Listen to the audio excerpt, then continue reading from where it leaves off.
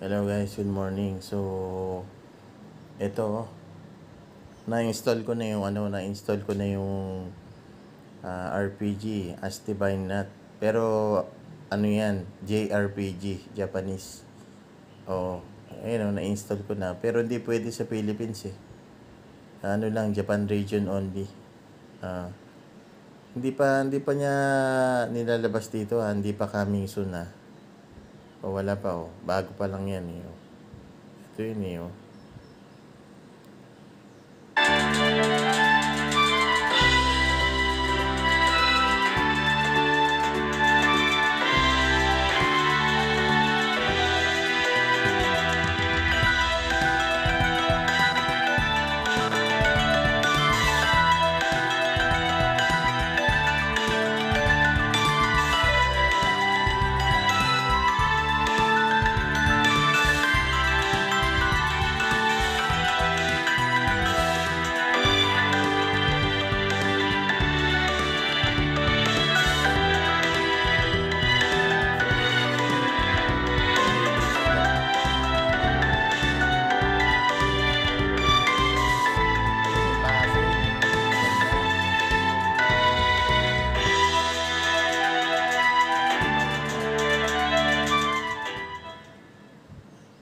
Siya pala yung bida.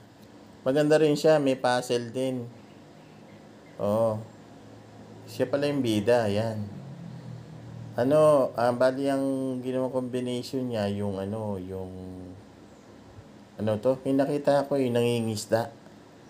Yung nangingisda, nakita ko yung sa YouTube, yung pinatay niya, legendary fish. May nangingisda rin, pwede ka rin manghuli, mas malaking fish.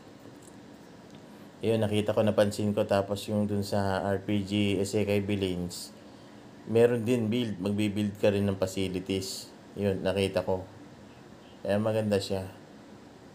Ayun, okay yung mga dito, yun, JRPG talaga siya. May airship pa siya, Maganda to. Makikita mo yung, yung pinaka-secret island. Matutuntun mo siya. Yung kalaban niya, Darkness. Yan, holy lang ang pagkatapat niyan. Holy. Okay, yan. Hintayin natin yan. Guys.